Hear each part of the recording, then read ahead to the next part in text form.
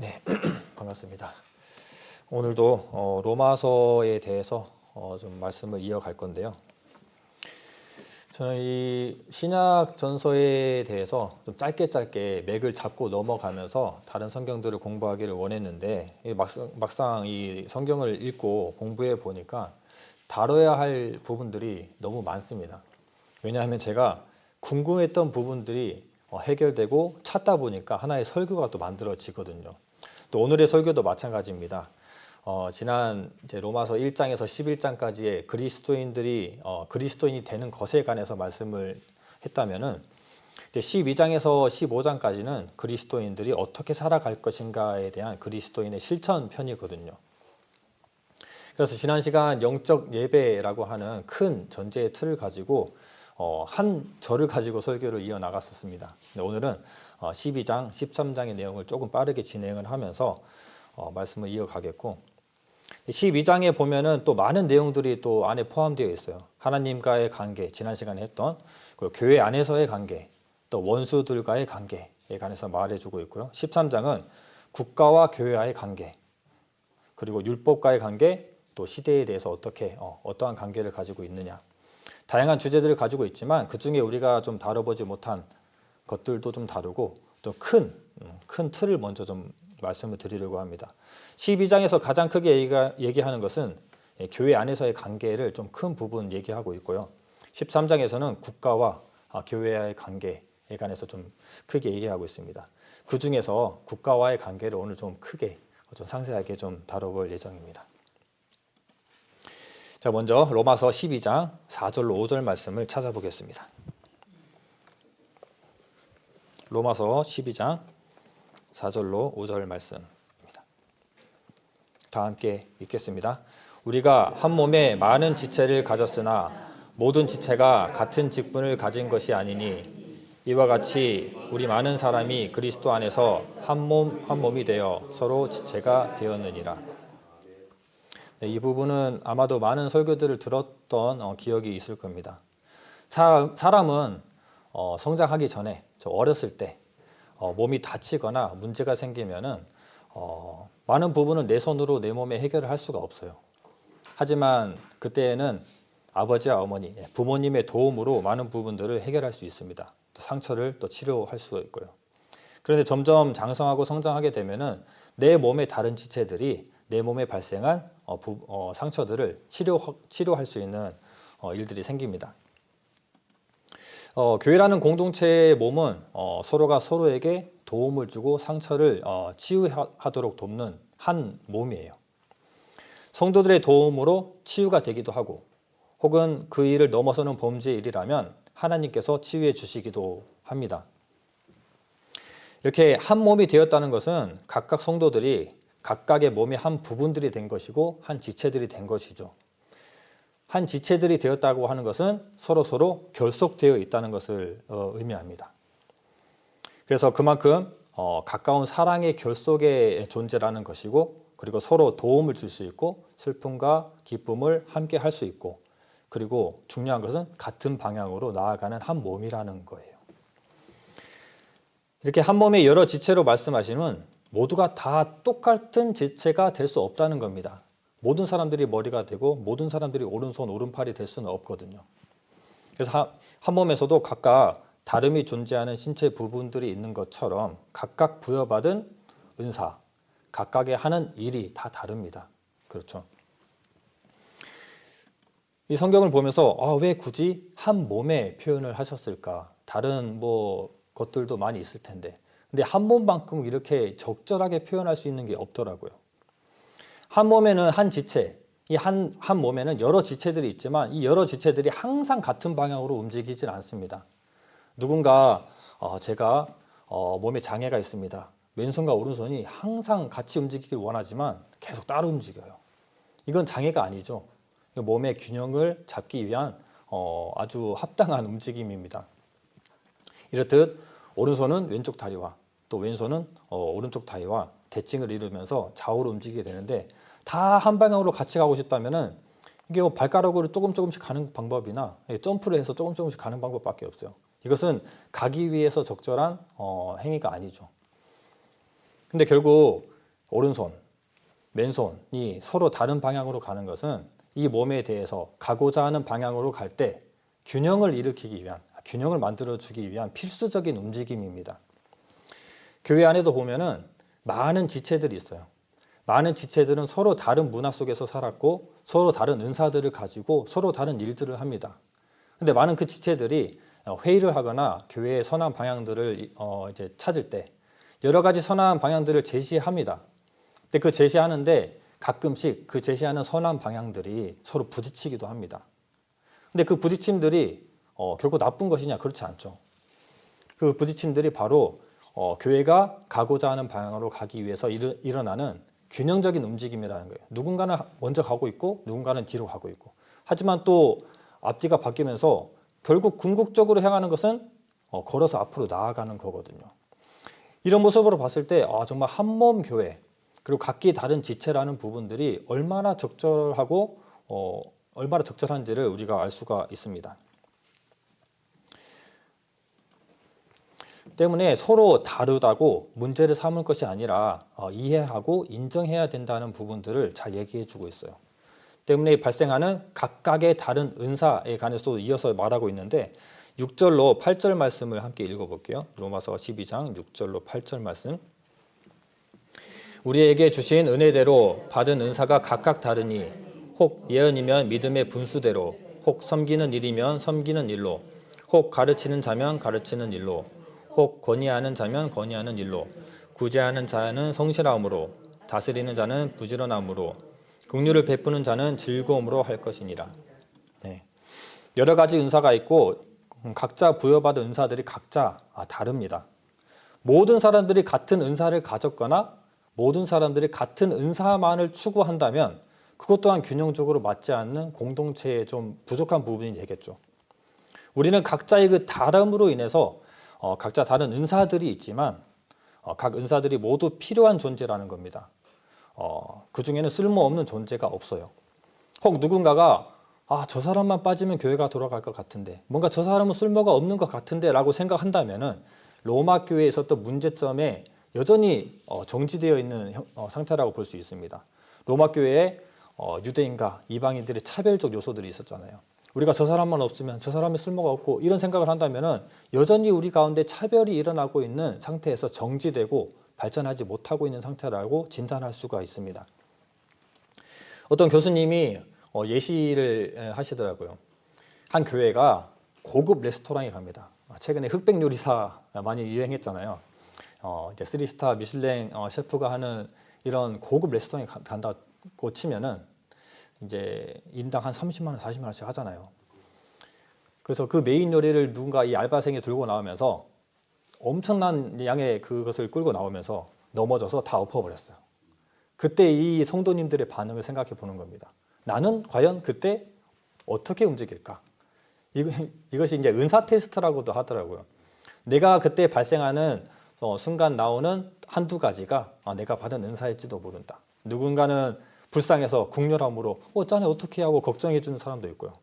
누군가는 상황을 지휘하는 사람도 있을 겁니다. 이거 걸레 좀 가지고 오고 누구는 좀 도와주고 누구는 이 사람 일으키고 이런 사람도 있을 거예요.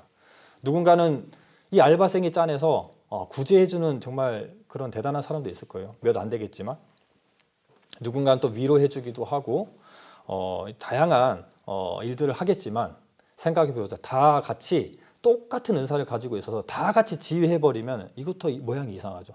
다 같이 슬퍼만 하고 있어도 조금 부족합니다. 다 같이 위로하고 있어도 뭔가 좀 부족해요. 이처럼 은사는 다 다릅니다. 왜냐하면 우리가 살아온 배경이 다르고 배워온 것이 다르고 또 문화가 다르기 때문이에요.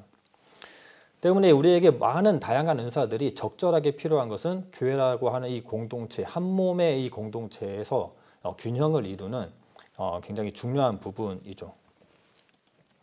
그런데 요즘에 교회를 보면은 좀 안타까운 부분들이 많습니다. 많은 교회들이 자기의 교회들을 진단하기를 또 지적하기를 은사를 발견하지 못하고 또 모든 일들이 몇몇 사람들에게 가중되는 것들을 좀 안타까워하고 있어요. 아무튼 교회 안의 성도들은 각자 이 성향과 문화와 형편이 다르기 때문에 은사도 다릅니다. 그렇다고 지휘하는 사람이 그렇다고 슬퍼하는 사람을 보고 왜 슬퍼만 하고 있냐? 와서 이거 해라. 너는 왜 위로만 하고 있냐? 와서 이거 거들어라. 이렇게 지시할 수 없습니다. 다 움직이는 그 방향들이 다르기 때문이죠. 그래서 은사가 다르다고 너는 그 은사가 틀렸어. 필요 없어. 라고 얘기할 수 없다라는 겁니다. 그러면 어떤 은사가 가장 중요할까요?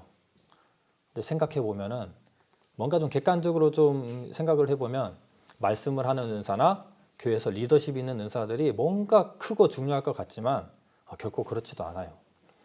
모든 은사가 다 필요합니다. 뭐 하나 은사가 빠지면은 교회가 잘 돌아가지 않습니다. 그래서 나는 몸으로 도와준다고 슬퍼하는 사람을 나무랄 수가 없는 것이죠. 물질적으로 도와준 사람을 시기할 수도 없는 겁니다. 잘났다고 시기할 수 없는 거예요. 모든 은사가 다 소중하기 때문입니다. 때문에 모든 은사가 고루 갖춰지고 서로 존중되고 각자의 은사를 적극적으로 활용하는 공동체가 균형 있고 건강한 공동체라는 것을 12장에 말해주고 있습니다. 그래서 한몸 공동체는 교회 안에서 서로 다른 지체들을 서로의 다름을 인정하고 이해하는 것이 교회 안에서 가져야 할 중요한 부분이기도 합니다. 그렇다면 이 교회 안에서 이게 중요한 것인데 무엇을 실천할 것인가? 이 실천에 대한 포인트도 나와 있습니다. 12장 10절, 12장 12절, 13절입니다. 잠깐만요. 네, 12절, 13절 함께 읽어볼게요.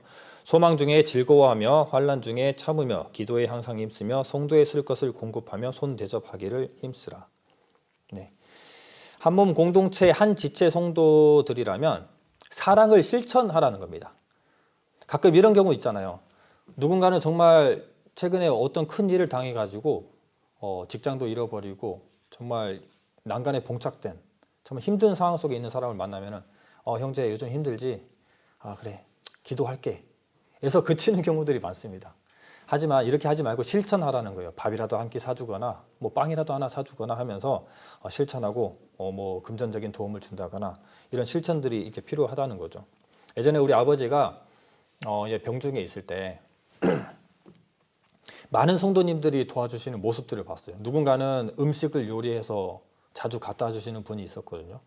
그 누군가는 병원에 같이 갈 사람이 없었어요. 저도 이제 회사 일을 하다 보니까. 그래서 누군가 따라가 주기도 하고 또 수술이나 시술을 하게 되면은 금전적으로 도와주는 여러 가지 이것은 많이들 하고 있는 일들 있잖아요.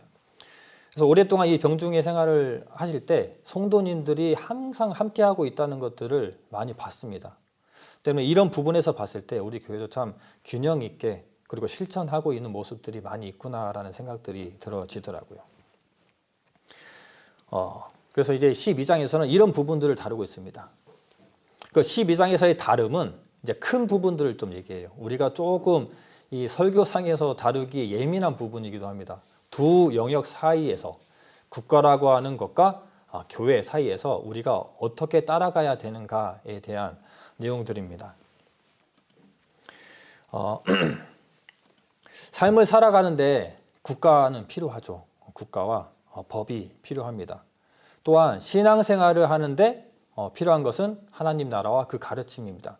이 두 가지는 내가 먼저 우위하다라고 얘기할 수가 없어요. 우리가 생각했을 때 이 신앙생활이 가장 중요하고 국가는 뒷전일 것 같고 지키지 않아도 될 것 같은 생각이 들기도 하지만 그렇지 않다고 성경은 분명하게 얘기하고 있습니다. 로마서 13장 1절 2절입니다. 오늘 이 부분에 대해서 조금 심도 있게 다뤄보고자 합니다. 로마서 13장 1절로 2절 말씀 다 함께 읽겠습니다. 각 사람은 위에 있는 권세들에게 굴복하라. 권세는 하나님께로 나지 않음이 없나니 모든 권세는 다 하나님의 정하신 바라. 그러므로 권세를 거스리는 자는 하나님의 명을 거스림이니 거스리는 자들은 심판을 자취하리라. 네. 하나님의 공동체라고 하는 우리들, 교회가 특별하고 중요한 것은 하나님께서 세우셨기 때문입니다. 그런데 오늘 말씀을 보면은 바울은 국가와 권세자들도 누가 세우셨다고 하고 있죠? 네, 하나님께서 세우셨다고 말씀하고 있습니다. 국가와 권세자들도 하나님께서 정한 것이기 때문에 그들의 뜻을 거스르면 안 된다. 복종하라고 하십니다. 이 말씀은 형편에 따라 좀처럼 쉽게 받아들여지는 부분이 아닙니다. 왜냐하면 지금 우리가 정부를 생각할 때 뭔가 실망스러운 부분들이 많잖아요. 그리고 세상 사람들이 이 지금의 정치하는 사람들의 입에 오르고 내릴 때 보면은 정말 아주 가볍게 얘기하는 부분들이 많습니다. 그래서 이 성경을 통해서 얼마나 이 말씀이 확고하고 분명한지, 우리가 어떻게 대처하고 행동해야 되는지를 좀 짚고 넘어가야 될 것 같다는 생각이 들어요. 저도 이 부분에 대해서 너무 궁금하기도 했어요. 제가 처한 형편들이 국가를 바라보는 형편들도 있었지만 회사에 있었던 일들을 겪어보면은 내가 과연 어떻게 행동해야 될까라는 부분들을 굉장히 많이 생각해 봤거든요. 그래서 거기에 대한 답을 성경에서 찾고 싶어서 이 로마서를 공부하다 보니까 마침 있어서 찾아보니까 이 말씀에 대해서 동일하게 말하고 있는 구절들이 성경 곳곳에 있습니다. 우리가 지난주의 말씀을 생각한다면 알 거예요. 지난주의 말씀과 동일한 말씀 아닙니까? 지난주에 목사님께서 하셨던 디도서의 말씀과 똑같은 말을 하고 있습니다. 지난주에 말씀 디도서 3장 1절의 말씀을 제가 읽어드리면 너는 저희로 하여금 정사와 권세 잡은 자들에게 복종하며 순종하며 모든 선한 일 행하기를 예비하게 하며, 또 디도서 2장 9절 10절, 또 골로새서 3장 22절, 디모데전서 6장 1절, 그리고 에베소서 6장 5절로 7절. 제가 찾은 것만 해도 이렇게 많아요.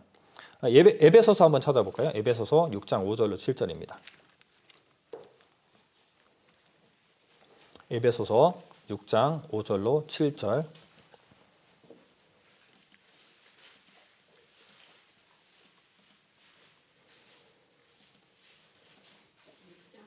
6장 5절로 7절입니다. 함께 읽겠습니다. 종들아 두려워하고 떨며 성실한 마음으로 육체의 상전에게 순종하기를 그리스도께 하듯 하여 눈가림만 하여 사람을 기쁘게 하는 자처럼 하지 말고 그리스도의 종들처럼 마음으로 하나님의 뜻을 행하여 단 마음으로 섬기기를 주께 하듯 하고 하나님에게 하듯 하지 말라. 네. 종들이 육체의 상전에게 복종하라고 되어 있습니다. 예수님도 이 빌라도와의 신문 과정에서 빌라도의 그 권세를 인정하는 구절들이 나오거든요. 제가 읽어드릴게요. 요한복음 19장 10절 11절입니다. 빌라도가 가로되 내게 말하지 아니하느냐 내가 너를 놓을 권세도 있고 십자가에 못 박을 권세도 있는 줄 알지 못하느냐. 빌라도가 예수님에게 하는 얘기입니다. 그리고 예수님께서 대답하시되 위에서 주지 아니하셨다면 나를 해할 권세가 없으리니 그러므로 나를 내게 넘겨준 자의 죄는 더 크니라 하시니, 빌라도의 권세는 위에서 주셨다라고 얘기합니다. 너 위에서 주지 않았다면 그렇게 될 수 없었다. 즉 하나님이 주신 권세라고 인정합니다. 빌라도의 권세를. 이처럼 성경 곳곳에 동일하게 국가와 권세자들의 세우시는 것은 바로 하나님이다라고 얘기하고 있습니다. 그렇다면 하나님께서 세우신 그 권세자에게 우리는 어떻게 해야 되죠? 무시해서 안 되겠죠. 복종해야 됩니다. 국가와 권세자, 상전, 리더들에게 복종해야 되는 것은 아주 지극히 성경적인 가르침이에요. 그러면 우리는 왜 국가의 권세자들에게 복종해야 될까요?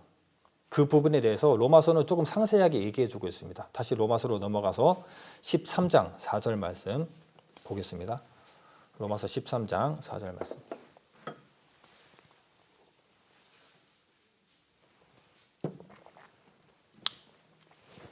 함께 읽겠습니다. 그는 하나님의 사자가 되어 내게 선을 이루는 자니라.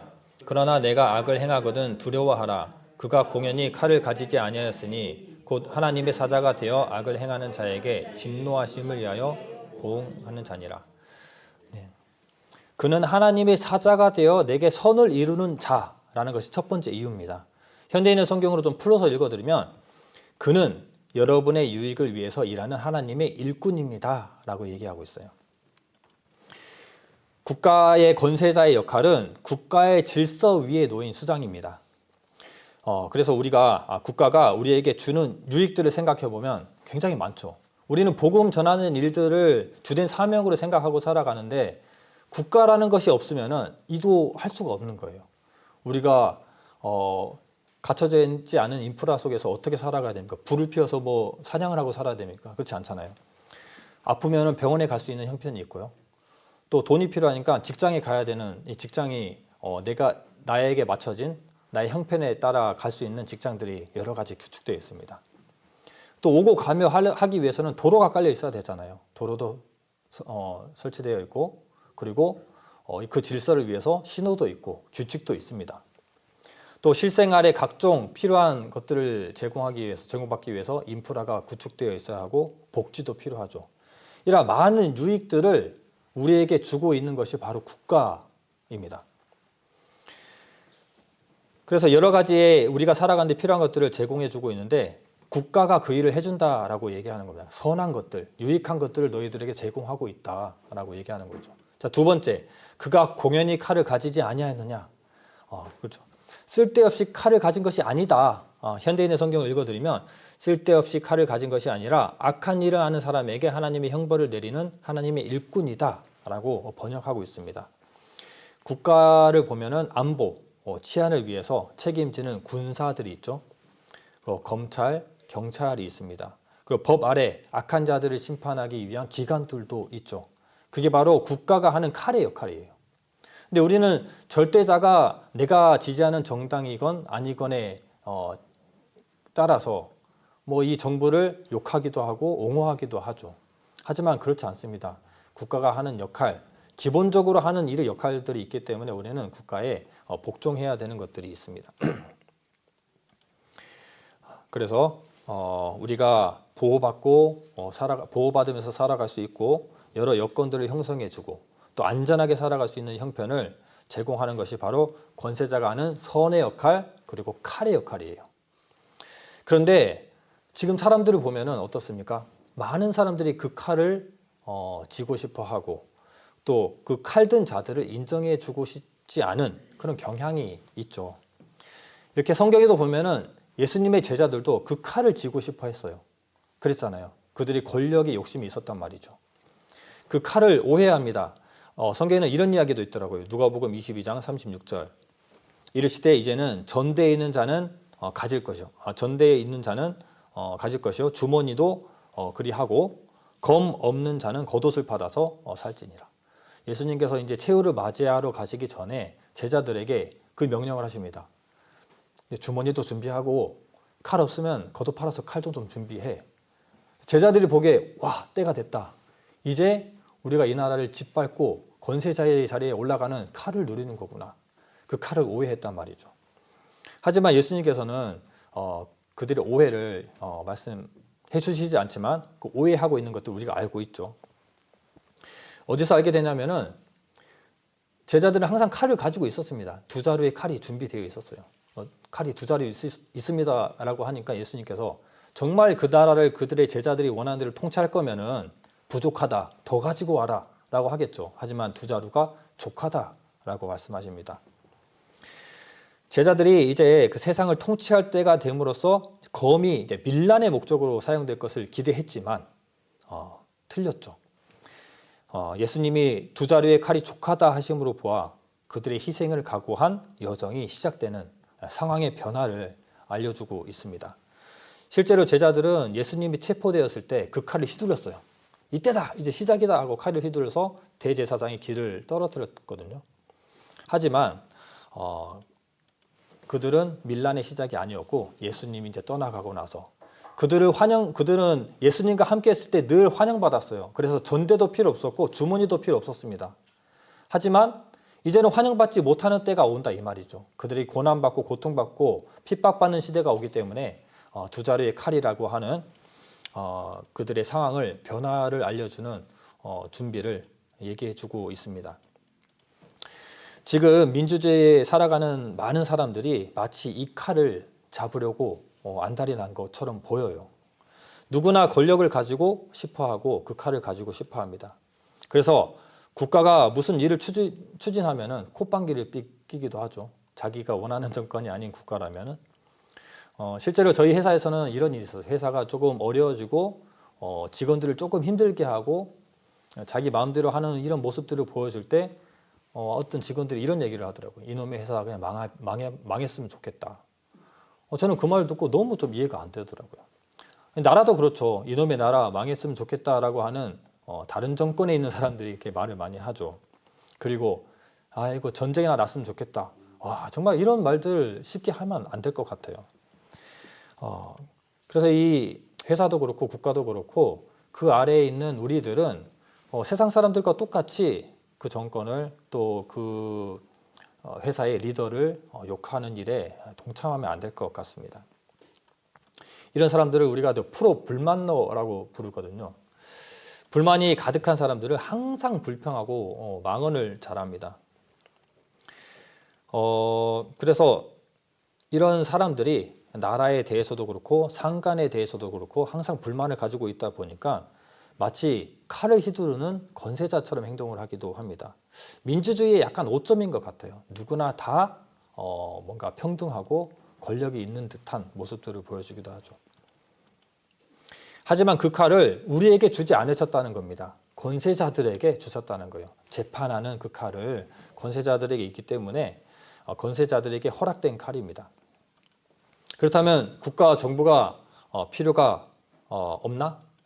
정말 프로 불만들처럼 국가가 없고 정부가 없으면 어떻게 될까? 자, 우리가 뉴스에서 난민들을 보잖아요. 난민들이 어떻게 되나요? 막 화폐가 가치가 막 폭락해서 또 전쟁이 나서 여러 가지 이유로 나라를 잃고 법도 잃어버린 사람들이에요. 그 사람들은 살기 위해 먼 길을 떠나야 되고 배에도 뭐 가득가득 실려가지고 침몰해서 많은 사람들이 죽기도 하잖아요. 먼 길을 떠나다 보면은 여러 국가에 가서 도움을 청하지만 국가에서는 거절하는 경우들도 많아요. 차라리 혼자 살면은 산에 가서 어떻게든 살아갈 텐데 가정이 있잖아요. 아이들이 있고 처자식이 춥고 굶어서 슬퍼하고 있는 모습을 보면은 어떻게 안 움직일 수가 없습니다. 그런 상황 가운데 부모들은 어찌할 바를 모르고 혹여나 구호 물품이 지급되면은 그들은 법과 국가를 떠난 사람들이기 때문에 질서도 없습니다. 강한 사람들이 많이 가져가는 이런 어지러운 모습들을 많이 보여줘요. 그리고 혹 다른 나라에 정착했다 하더라도 온갖 따돌림, 폭력이 뉴스에 나오더라고요. 이 난민들이 폭력을 많이 당하고 따돌림 그리고 이 핍박을 많이 당한다는 뉴스들을 많이 봤습니다. 실제로 이스라엘 유대인들이 그렇잖아요. 국가 없는 사람들의 이 서름을 우리가 성경을 통해서 그들의 역사를 통해서 많이 볼 수 있습니다. 차라리 반정부라도 있는 게 무정부보다 낫습니다. 그만큼 국가라고 하는 게 굉장히 중요합니다. 이렇게 형편을 돌아보면은 민주주의 국가에서 보호받고 살아가는 우리의 형편들이 얼마나 감사한지 모릅니다. 수많은 그리스도인들이 이 부분에서 정말 취약해요. 제가 보기에도 그래 보입니다. 세상 사람들은 똑같이 권세자를 욕합니다. 대통령, 제 이름을 대통령으로 한다면은 정성민 대통령님이라고 하는 사람이 한 명도 없습니다. 정성민 대통령이라고 하면은 진짜 좋은 표현이죠. 대부분 정성민이가 이제 대통령 이름을 생각하고 들으시면 됩니다. 성민이가 이제 더하면은 욕을 붙여서 이제 사용하기도 합니다. 그만큼 하나님께서 세운 권세자를 우리는 너무 가볍게 생각하고 있는 경향이 있습니다. 뭐 제가 이렇게 얘기한다고 뭐 좌파니 우파니 뭐 진보니 보수니 그런 얘기 하시면 안 됩니다. 저는 그 부분을 잘 모르기도 하고 그분이 과연 중요할까라는 생각도 많이 들더라고요. 바울의 때를 생각하면 됩니다. 라떼에는 바울이 우리에게 얘기할 거예요. 와, 이렇게 편한 형편에서 왜 그렇게 불만을 가질 수 있나? 나 때에는 바울의 때에 겪었던 왕들을 보면은 로마의 황제들이 칼리굴라 그리고 네로 또 이따 다시 말씀드릴게요. 이렇게 악명 높은 황제들이 있었던 시대예요. 근데 그 시대에 살고 있었으면은 이 말씀이 과연 아멘이 됐을까요? 지금 우리보다 더 뭔가 거부감이 일어날 겁니다. 지금의 민주주의의 과정을 보면은 지금의 민주주의는 여러 가지 과정을 거쳐서 만들어졌거든요. 처음부터 이렇게 좋은 민주주의가 형성된 건 아닙니다. 호락호락하게 만들어진 게 아니죠. 지금은 삼권 분립이 된 민주주의잖아요. 과거에는 여러 군주들에 의해서 독재 정치가 됐습니다. 그래서 입법이든 사법이든 행정이든 그 행정, 입법, 사법이 가진 그 큰 권력을 한 사람이 독재 정치하면서 모든 것들이 그 군주에게 집중되어 버리니까 군주가 현명하지 못하다면은 비효율적인 통치가 일어나게 되고 백성들이 힘들어지게 되고 나라에 위기가 오게 됩니다. 하지만 지금 20세기에 접어들어서 우리가 가지는 민주주의는 삼권이 분립된 민주주의잖아요. 그래서 입법부, 행정부, 사법부가 각각 독립되어서 서로 견제하고 균형을 이루거든요. 그래서 독재를 방지하고 균형된 사회를 구축하는 제도가 바로 이 상권 분립의 민주주의입니다. 그래서 입법부라고 하면 우리가 잘 알고 있지만 국회, 행정부는 정부, 사법부는 법원을 얘기하죠. 그래서 아무리 기득권의 세력이다 할지라도 법과 질서를 거스르는 일을 하면은 청문회가 열리기도 하고 그 죄에 대한 대가를 받게 되는 법 아래서 모든 사람들이 평등한 구조입니다. 물론 완벽하게 평등하지는 않죠. 여하튼 우리는 이런 시대에 살고 있습니다. 하지만 마치 수룹바벨의 성전이 지어졌을 때 두 진영의 눈물이 있었습니다. 솔로몬 성전을 봤던 세대들은 수룹바벨 성전이 너무 초라하니까 슬픔의 눈물을 흘렸어요. 그런데 수룹바벨 성전만 봤던 사람들은 그 성전의 기쁨 때문에 기쁨의 눈물을 흘립니다. 이처럼 세대에 따라서도 그것을 바라보는 시선이 다르고 눈물의 의미가 다르거든요. 바울의 때, 아까 말씀하려고 했던 바울의 때를 다시 말씀드릴게요. 바울의 때에는 3명의 이 왕들을 거칩니다. 바로 칼리굴라, 클라우디우스, 네로. 이 로마서의 배경을 설명드릴 때 클라우디우스의 칙령을 말씀드렸잖아요. 로마의 유대인들이 자꾸 이 문제를 발생시키니까 클라우디우스가 감정적으로 다 꺼져버려. 유대인들을, 로마에 사는 유대인들을 한 번에 그냥 다 쫓아내버립니다. 그게 바로 클라우디우스의 칙령입니다. 그리고 네로 황제 때 다시 돌아오게 되지만 네로도 굉장히 악한 왕이라고 우리가 많이 알고 있잖아요. 네로는 많은 사람들이 기억하는 이름일 겁니다. 네로는 로마에 큰 화재가 발생했을 때 그 방화의 범인을 그리스도인들이라고 누명을 씌워서 박해를 가했던 왕입니다. 그래서 그 박해가 얼마나 경악스럽냐면은 그리스도인들의 그 시체를 달아서 거기에 송진을 발라서 불을 피워서 로마의 밤거리를 밝혔다라고 할 정도로 경악스러운 행동들이 많습니다. 또 콜로세움에서도 보면 노예들 또 그리스도인들을 데려다가 경기를 하고 사자에 밥을 주기도 하는 것들을 많이 기억하잖아요. 그만큼 그들의 박해를 보면은 과연 그들이 그들의 나라의 권세자들에게 그리고 그들의 나라에 세금 바치는 일에 좋은 마음으로 할 수 있을까? 절대 그렇게 할 수 없거든요. 하지만 그 나라 권세에 복종하고 마땅히 바쳐야 할 세금을 바치고 그들의 법과 질서 안에서 지켜야 할 것들을 지키고 살아가라고 성경은 말하고 있습니다. 심지어 베드로전서 2장 18절에는 제가 읽어드릴게요. 사원들아 범사에 두려워함으로 주인들에게 순복하되 선하고 관용하는 자들에게만 아니라 또한 까다로운 자들에게도 그리하라. 조금 쉽게 설명을 드릴게요. 읽기 쉬운 성경으로 좀 번역해 드리면 선하고 인정이 많은 주인뿐만 아니라 마음씨 고약한 주인에게도 복종하십시오라고 되어 있습니다. 그래서 권세자나 주인, 상사, 내가 속한 리더들에게 순복해야 된다는 것은 지극히 성경적인 가르침입니다. 그 리더들이 마음씨가 고약하고 까다롭더라도 따르라고 할 만큼 성경은 분명하게 말하기를 권세자들을 대하는 기본적인 태도는 복종이다 라고 말하고 있어요. 마음이 조금 무겁잖아요. 그렇지 않나요? 어떻게 그럴 수가 있지? 때에 따라 융통성 있게 해야 되는 거 아닌가? 라는 생각들이 들 겁니다. 그래서 이 부분들을 조금 정리를 더 해드릴게요. 이처럼 바울의 때와 같이 악한 정권을 만났을 때 그리스도인들은 어떻게 해야 될까요? 그게 바로 성경을 통해서 또 찾아봐야 됩니다. 마태복음 22장 17절에 이렇게 얘기합니다. 가이사에게 세금을 바치는 것이 가하니까. 그때 이스라엘 당시의 모습을 보면은 로마에 이제 조공을 바쳐야 되는 상황입니다. 그래서 많은 세금들을 걷어서 로마에 갖다 줘야 돼요. 심지어 로마인들도 내지 않는 세금을 이스라엘 사람들이 유대인들이 걷어서 줬단 말이에요. 형평성도 안 맞고 불만이 많잖아요. 그리고 자기 나라에 주는 것도 아니고 속국에 있기 때문에 그 로마 제국에 바치는 세금이 합당하지 않다고 생각될 겁니다. 그래서 이것은 하나의 큰 올무가 될 수 있기 때문에 예수님에게 이제 던지는 올무의 질문입니다. 가이사에게 세금 바치는 것이 가하니까. 하지만 예수님께서 지혜롭게 대답하시죠. 가이사의 것은 가이사에게, 하나님의 것은 하나님에게 바치라고 하십니다. 즉 국가가 요구하는 세금을 마땅히 바치라는 것이죠. 국가의 일은 국가의 의무대로 하고 또 하나님 나라의 일은 하나님의 나라대로 충성을 다하라 라는 의미입니다. 여기서 이제 우리가 오늘 빼먹고 싶은 말씀만 빼먹자면은 국가에 세금을 내라라고 얘기하고 있습니다. 심지어 예수님은 성전의 모습을 보고도 이렇게 질책하셨습니다. 못마땅해 하셨어요.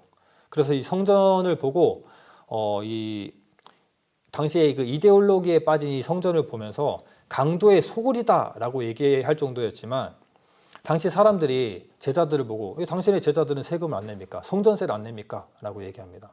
성전세도 내야 하거든요. 그랬더니 예수님께서 보시기에 정말 좋지 않은 모습이지만 또 제자들에게 가서 성전세를 내라고 얘기하시거든요.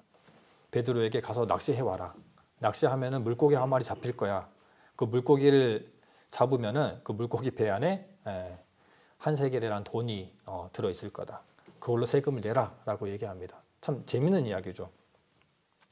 또 이 말에서 또 우리가 필요한 말씀을 빼먹자면 성전세도 내라. 그 성전이 만족스럽지 않고 다른 방향으로 간다 할지라도 내라는 거예요.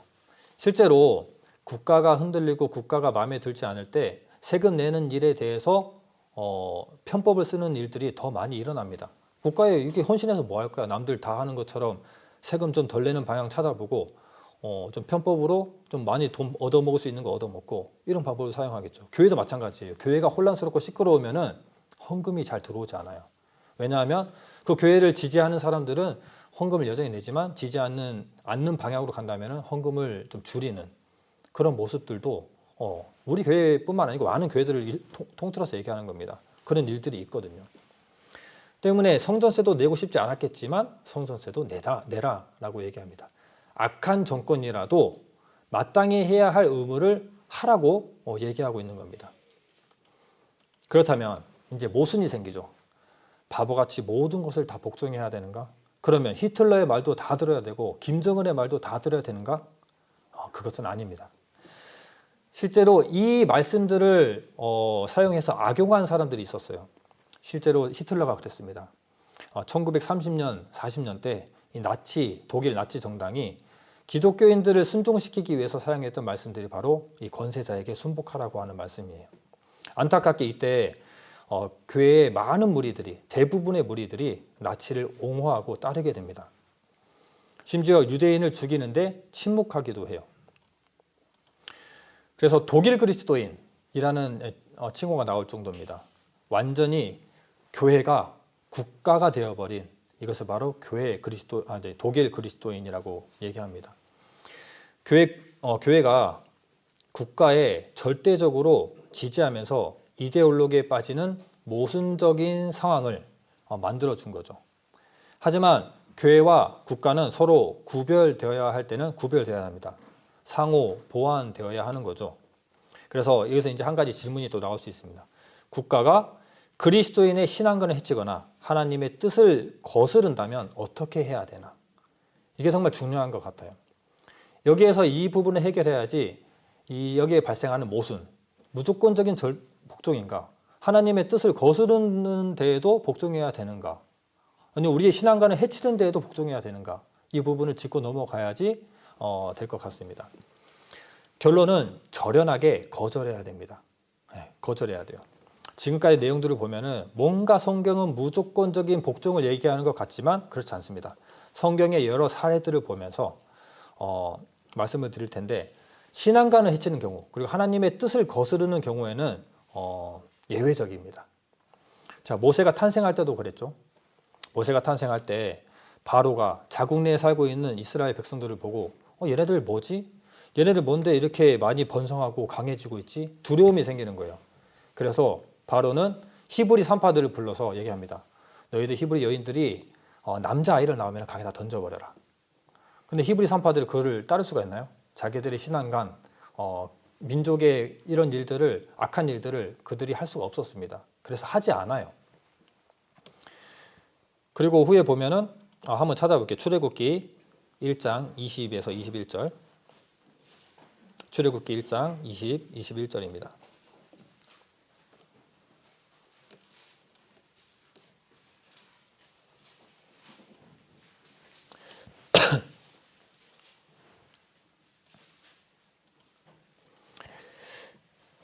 출애굽기 1장 20, 21절을 함께 읽겠습니다. 하나님이 그 산파들에게 은혜를 베푸시니라. 아닌가요? 네. 백성은 생육이 번성하고 심히 강대하며 산파는 하나님을 경외하였으므로 하나님이 그들의 집을 왕성하게 하신지라. 네. 모든 사람에게 지시해서 나말을 하수에 던지라고 명합니다. 그 후에.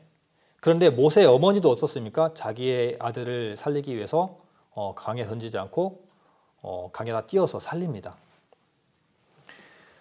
그때의 정책에 거부한 배경으로 모세라는 인물이 서게 되고, 또 실제로 이 말씀을 읽은 것처럼 신앙과 양심을 거스르는 명을 거역했던 히브리 산파들에게는 하나님께서 복을 주십니다. 그것은 하나님께서 허락하신다는 거죠. 그들이 하나님의 뜻과 신앙관을 거스르는 행동을 하면은 모든 것들을 다 복종할 필요는 없습니다. 그것은 우리의 양심에 따라서 복종하는 것들이 정해지는 것이죠. 그래서 국가의 건세자가 하나님의 뜻을 거스르는 일을 요구하거나 신앙관을 해치는 일을 한다면 절연히 거부해야 됩니다. 단, 여기서 또 중요한 것은 불법적인 시위나 선동, 항거의 모습은 하나님께서 원하시지 않으십니다. 다윗을 보면 그렇고 다니엘을 봐도 그렇습니다. 다윗을 보면 우리가 알 수 있잖아요. 하나님의 기름 부은 자에게 행했던 그 행동들을 보면 알 수 있습니다. 다윗은 정말 오랜 시간 동안 사울에게서 도망자 생활을 했습니다. 근데 하루는 사울을 죽일 수 있는 기회가 있었음에도 불구하고 하나님께서 기름 부음 받은 자다라는 이유로 그의 옷자락만 살짝 베어서 왔는데, 그 옷자락 벤 것만으로도 마음에 가책이 있었어요. 죄책감을 가질 정도였습니다. 그리고 그의 군대가 권력이 후에는 형성되잖아요. 그의 권력이 생기고 군대가 생겼음에도 불구하고 보복을 하지 않습니다. 왜냐하면 하나님께서 그것을 허락하시지 않기 때문이죠. 다니엘도 마찬가지입니다. 누군가는 다니엘은 항거했다, 뭔가 이 도발을 했다라고 말하는 사람들도 있더라고요. 하지만 그렇지 않아요. 다니엘은 이 포로 시대, 이 바벨론 땅에서 있었던 사람인데, 이 다리우스 왕 때 인정을 받게 됩니다. 그래서 총리 중에 한 사람이었는데 그 총리 중에 으뜸이 돼요. 그러니까 다른 총리들이 다니엘을 시기합니다. 그래서 이렇게 함정을 파죠.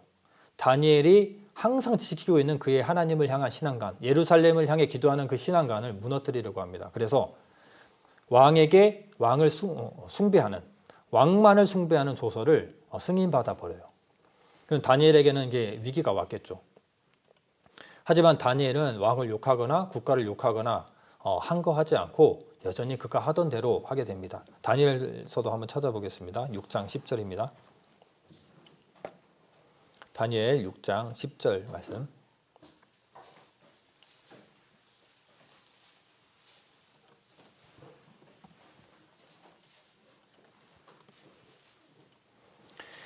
다니엘 6장 10절 말씀 함께 읽겠습니다. 다니엘이 이 조서에 어인이 찍힌 것을 알고도 자기 집에 돌아가서는 그 방에 예루살렘으로 향하여 열린 창에서 전에 행하던 대로 하루에 3번씩 무릎을 꿇고 기도하며 그 하나님께 감사하였더라. 네. 사실 다니엘이 살기 위해서는 혼자만의 신앙을 지켰어도 됩니다. 굳이 창문을 열지 않고 보란듯이 기도하는 것보다는 그냥 창문을 닫아놓고 기도했으면 됐어요. 그런데 이것은 창문을 열고 기도한다는 것은 도발하는 것이 아닙니다. 여기에 보면 전에 행하던 대로, 하던 대로 한 거예요. 하던 대로 그가 하던 대로 창문을 열고 기도하던 것들을 그대로 한 것뿐입니다. 총리의 자리에서 영향력 있는 사람이잖아요. 영향력이 있는 그가 이 조서 때문에 숨어서 기도드리는 것도 하나님 보시기에, 또 사람들 보기에 부끄러운 일이 될 수가 있어요. 때문에 하던 대로 그렇게 기도했을 뿐인데 그는 이제 사자굴에 넣어서 죽음을 맞이할 상황이 오게 되죠. 왕도 다윗을 좋아했습니다. 그래서 걱정했어요. 밤새 걱정하고 아침이 되기 전에 빨리 가서 다윗아 무사하냐? 라고 물어보니까 다윗은 어때요? 여러분이 다윗이면 어떨 것 같아요? 화날 것 같지 않나요? 이렇게까지 나라를 위해서 도움을 주고 했는데 이거 하나 때문에 나를 사자굴에 넣어서 죽도록 만들어. 하지만 다윗은 살았습니다. 나 같으면은 이 미친 사람이여, 당신은 하나님께 벌을 받을 것이요 나를 두려워하시오. 나는 이렇게 버젓이 번듯이 살아있어 라고 얘기할 것 같아요. 하지만 다니엘은 왕에게 아주 선하게 얘기합니다. 6장 21절 22절 제가 읽어드리겠습니다. 다니엘이 왕에게 고하되 왕이여 원컨대 왕은 만세수를 하옵소서. 나의 하나님이 이미 그 천사를 보내어 사자들의 입을 봉하셨으므로 사자들이 나를 상해치 아니하였사오니 이는 나의 무죄함이 그 앞에 명백함이오며 또 왕이여 나는 왕의 앞에 도해를 끼치지 아니하였나이다. 네.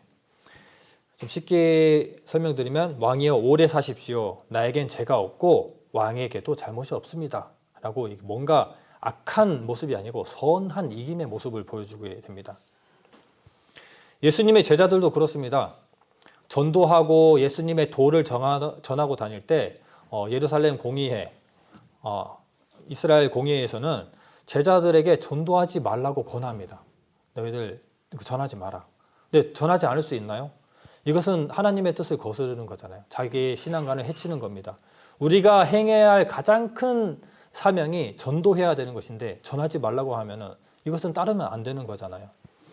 그래서 이 제자들도 국가에 순종하기보다 하나님께 순종하는 모습들을 보여주게 됩니다. 때문에 국가가 하나님께 벗어나면 순종할 수 없습니다. 국가가 악행을 요구하고 하나님의 뜻을 거역하면 교회는 대응해야 되는데 그 방법은 선한 방법이어야 돼요. 선으로 악을 이기는 방법이어야 됩니다. 로마서 12장의 내용을 제가 읽고 오진 않았지만 12장 21절에 악에게 지지 말고 선으로 악을 이기라 라는 구절이 있습니다. 그렇다면 또 한 가지 이제 뭔가 의문이 생기죠. 그러면 그리스도인들은 불합리한 일들을 겪으면은 모든 것들을 억누르고만 살으라는 건가? 라는 이제 의문이 남게 되잖아요. 그렇지 않습니다. 지금의 우리 입장에서는 민주주의를 허락하셨기 때문에 우리의 의견들을 말할 수 있는 시대입니다. 하지만 그 시대, 뭔가 이 공화정의 시대나 독재 정권의 시대에 살았던 이 바울의 그 시대에는 그들에게 해결책은 바로 내가 갚는 것이 아니라 하나님께서 갚아주신다라고 하는 이 메시지가 굉장히 컸을 것 같아요. 또 로마서 12장 19절 말씀을 제가 읽어드리겠습니다. 로마서로 넘어오시면 됩니다. 내 사랑하는 자들아 너희가 친히 원수를 갚지 말고 진노하심에 맡기라. 기록되었으되 원수 갚는 것이 내게 있으니 내가 갚으리라고 주께서 말씀하시니라. 네. 지금까지 했던 구약의 스토리들을 그 결과를 여러분들에게 말씀드리면 바로가 했던 아들을 죽이는 정책 때문에 그는 가장 큰 고통이죠. 자기의 장자가 죽는 고통을 겪게 됩니다. 그 보복을 누가 하셨나요? 하나님께서 해주시죠. 사울은 다윗을 그토록 죽이고자 다윗을 따라다니고 다윗을 죽이고자 했지만 자신이 다윗을 죽이고자 했지만 결국 어떻습니까? 다윗을 죽이지 못하고 오히려 자신이 자신을 죽였어요. 그렇죠. 다니엘도 그 위기를 준 사람들이 오히려 사자굴에 들어가서 먹이가 됩니다. 모르드게도 마찬가지로 하만이 모르드게를 죽이기 위해서 장대를 다는데 그 장대에 누가 달립니까? 하만이 달리잖아요. 그런 것처럼 우리가 보복하려고 우리가 선동하고 항거할 필요가 없는 겁니다. 결국 갚아주시는 분은 하나님이세요. 오히려 하나님께서 어떻게 갚아줘야 그들에게 고통과 슬픔이 클지를 알고 있습니다. 우리가 행할 필요가 없는 것이죠. 이처럼 신앙관을 해치거나 성령에 이끌려 양심대로 절연히 거부해야 할 것들은 거부해야 된다 라는 결론이 나옵니다. 다시 말씀드리지만 공격적이거나 불법적이거나 선동을 한다거나 폭력적 대응은 절대 안 됩니다. 양심에 따라 때론 피해야 됩니다. 성경의 많은 스토리들을 보면은 양심에 따라 때론 피하고 때론 떠나고 때론 핍박을 받아들이기도 합니다. 이 모든 것들이 그리스도인이 감당해야 할 손해이고 고난이에요. 좀 마무리를 하겠습니다. 로마서 13장 5절 말씀 읽겠습니다. 로마서 13장 5절 말씀입니다.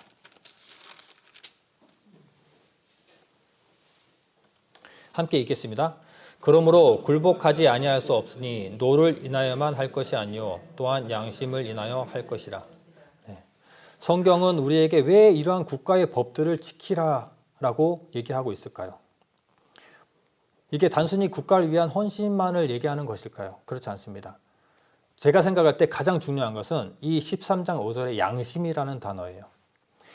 우리가 국가에 마땅히 드릴 것들을 양심적으로 드리고 또 지킬 것들을 양심적으로 지키는 것은 그리스도인의 그 양심을 하나님께 보여주는 것이고 동시에 내가 아닌 다른 사람들에게 그 양심을 보여주는 겁니다.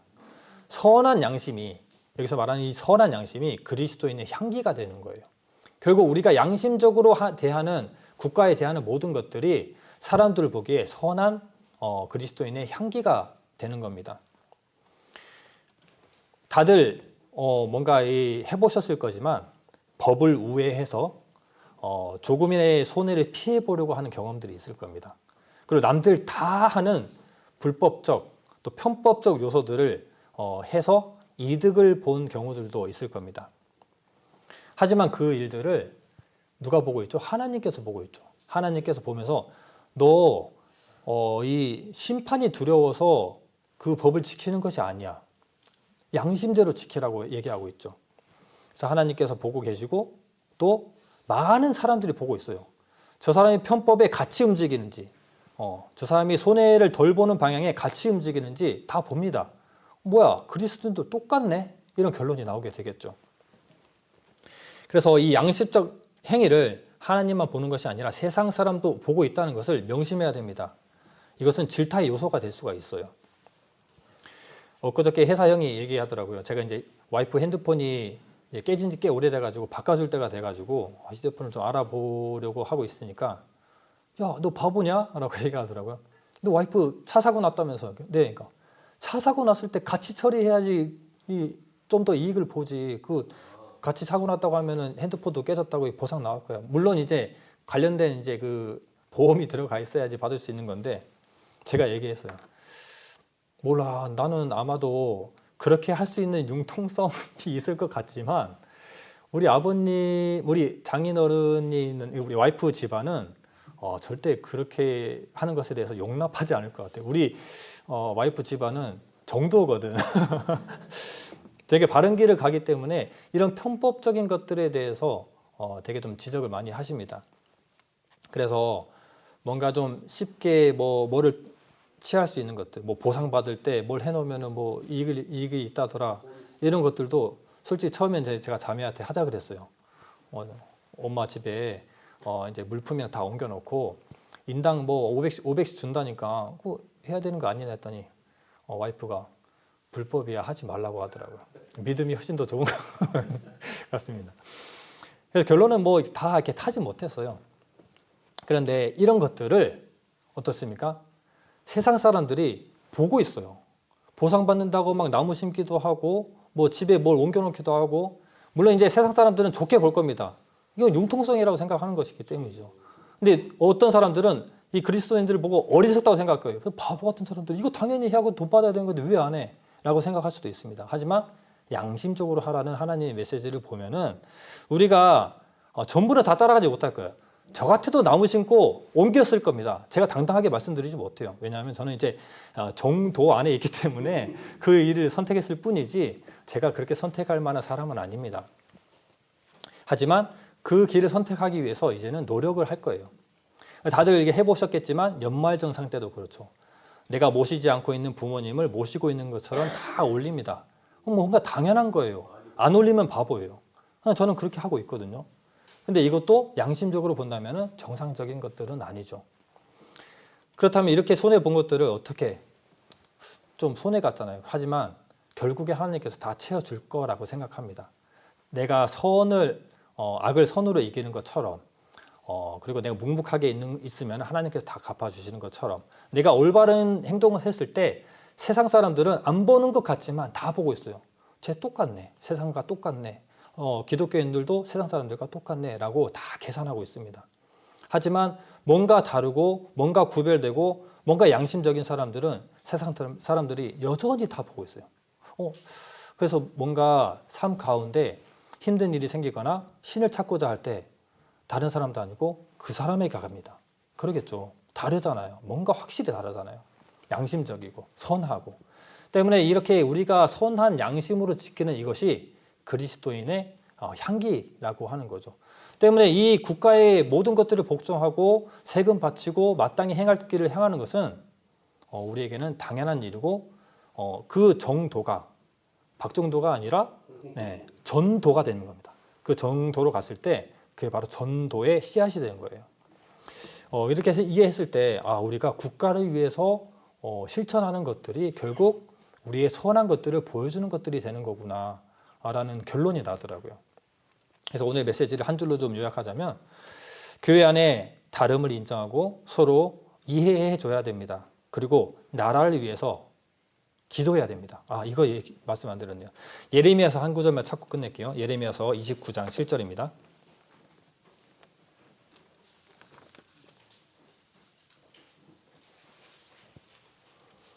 예레미야 29장 7절 말씀.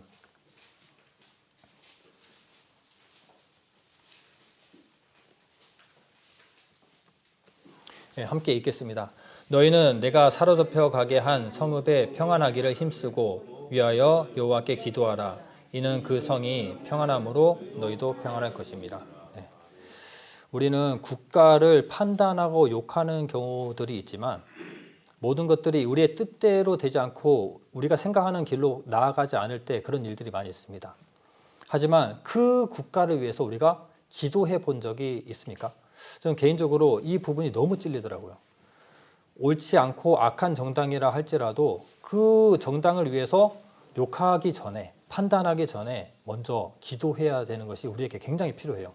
최근에는 저는 기도 많이 하고 있습니다. 이 나라를 위해서 기도하고 이 나라도 뭔가 소란스럽잖아요.